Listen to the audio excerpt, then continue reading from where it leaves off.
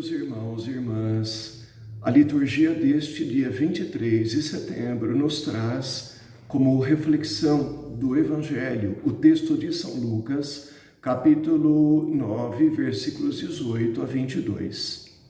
E assim ele se inicia. Jesus estava rezando num lugar retirado e os discípulos estavam com ele. Então Jesus perguntou-lhes: quem diz o povo que eu sou? Esta pergunta já é muito conhecida, nossa. Jesus, como um verdadeiro homem, como um verdadeiro ser humano, teve momentos de autoquestionamento, de perguntar-se qual era o sentido da sua vida, da sua missão, qual era a razão da sua existência. E isso está nessa pergunta: quem diz o povo que eu sou?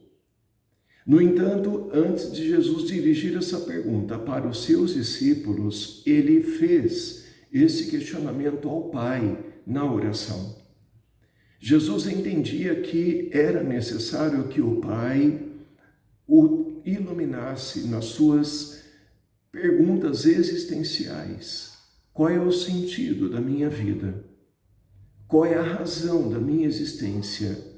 Qual é a missão que eu sou chamado a abraçar na face da terra? E Jesus então leva essa pergunta na oração. Após sair da oração, ele já tem uma certa intuição daquilo que o Pai lhe disse na oração. Mas ele agora dirige a pergunta para os seus discípulos. E não apenas colhendo informações sobre o que o povo não esperava, mas o que o povo pensava a respeito de Jesus, como o povo compreendia a sua pessoa e a sua missão. Após colher essas respostas, Jesus faz a pergunta aos discípulos: e vós, quem dizeis que eu sou? E Pedro toma a dianteira do grupo e responde: o Cristo de Deus. Exatamente. Jesus havia intuído na oração que ele é o ungido do Pai e foi enviado pelo Pai ao mundo para salvar a humanidade. No entanto, diante da resposta de Pedro, que está correta, Jesus proibiu severamente que os discípulos contassem isso a alguém. Por qual motivo essa proibição? Porque na cabeça de Pedro e dos demais discípulos, Jesus é o Messias glorioso, o Messias vitorioso, o Messias destinado ao sucesso. E Jesus intuiu exatamente o oposto disso na oração. Ele disse que era necessário, que ele deveria sofrer muito, ser rejeitado pelos anciãos, pelos sumos sacerdotes e doutores da lei, ser morto e ao terceiro dia ressuscitar.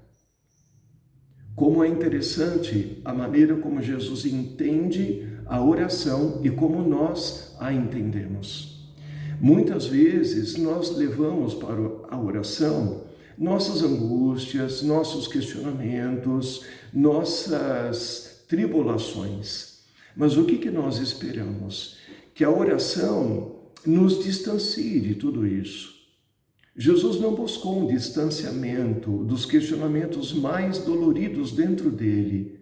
Ele buscou confronto com isso na oração. E saiu da oração consciente do seu eu devo.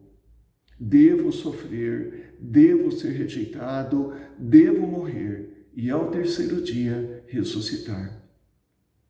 Assim, o que Jesus convida é que eu e você levemos, sim, para a oração nossos questionamentos, nossas dores, aquelas perguntas que nos angustiam, mas que nós tenhamos coragem de receber do Pai, na oração, a consciência do nosso eu devo.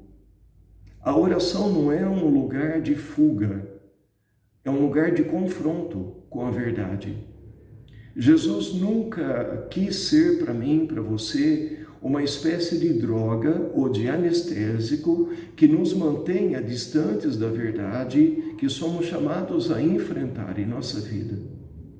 Jesus não entende o seu evangelho como um livro de autoajuda, mas sim como um indicativo de como podemos lidar com a verdade que cabe a nós enfrentar. Todos nós temos um eu devo na vida. Diante da nossa vocação, diante da nossa missão, diante da tarefa que nós somos chamados a abraçar neste momento, ali está o nosso eu devo. E Jesus entendeu na oração qual era o seu eu devo.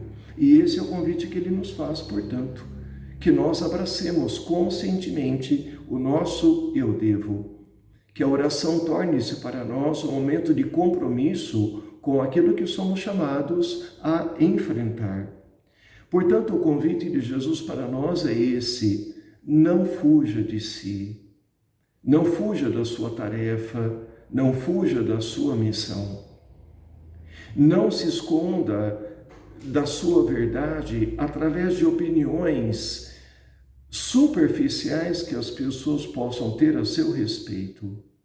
E até mesmo as pessoas mais próximas de você, que talvez pudessem cair na tentação de evitar que você sofra, de evitar que você se confronte com coisas dolorosas, não fuja de si através de opiniões superficiais ou que mais favoreçam os interesses do seu ego do que a vontade do Pai na sua vida. Abrace a sua missão, abrace a sua tarefa, abrace a sua cruz.